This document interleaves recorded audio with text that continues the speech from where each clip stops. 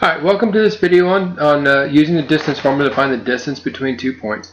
It's going to be a fairly short video. We're just going to look at one example just on how to use the basic distance formula.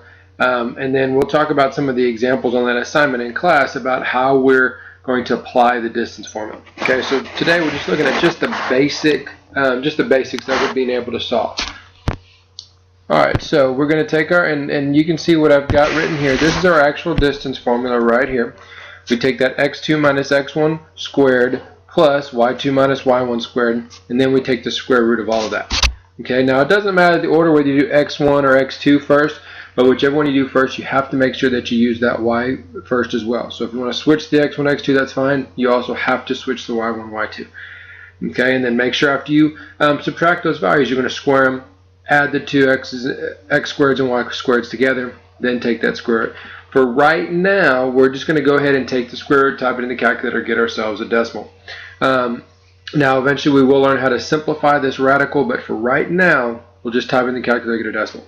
Alright, so what we've got here, we've got our x1 and our y1, and we've got our x2 and our y2. Now, a very common mistake is a lot of people do this. It's very, very common, the x2, and then they say that it's x1, x2. Well, it's not. It's your xy. Okay, alright, so I'm going to go ahead and plug everything into my equation. So my x2 is negative 3 minus my x1, 2 squared plus 5 minus 1 squared. So then I can just simplify that. And you can, at this point, you can type this all into your graphing calculator. I like to simplify it a little bit first just because of all the parentheses that would be involved. So I got negative 3 minus 2 is negative 5 squared plus 5 minus 1 is 4 squared. We'll simplify that a couple more times here. So it's going to give me the square root of negative 5 squared is 25, 4 squared, so plus 16. And let me scroll this down here a little bit. Okay, so I add those two together. That's going to be square root of 41. Alright, now if we take that square root of 41 and we type that into our calculator, and we get about 6.4. Now we'll go to the thousands, 6.403. Make sure that you pay attention to your directions and round to wherever it asks you to round.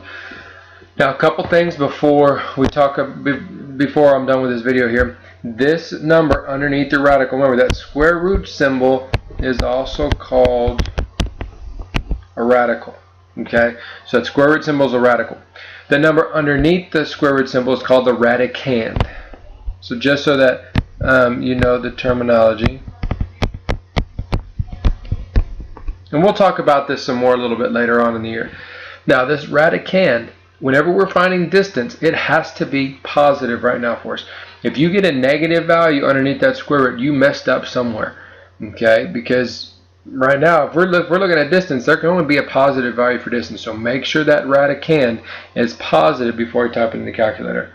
Okay, all right, and that's it for distance formula. We'll look at some examples in class. And we'll start working on this time. We'll do a couple of them together, just kind of looking at the wording and how we're going to look at those things. Okay? All right. Thank you very much.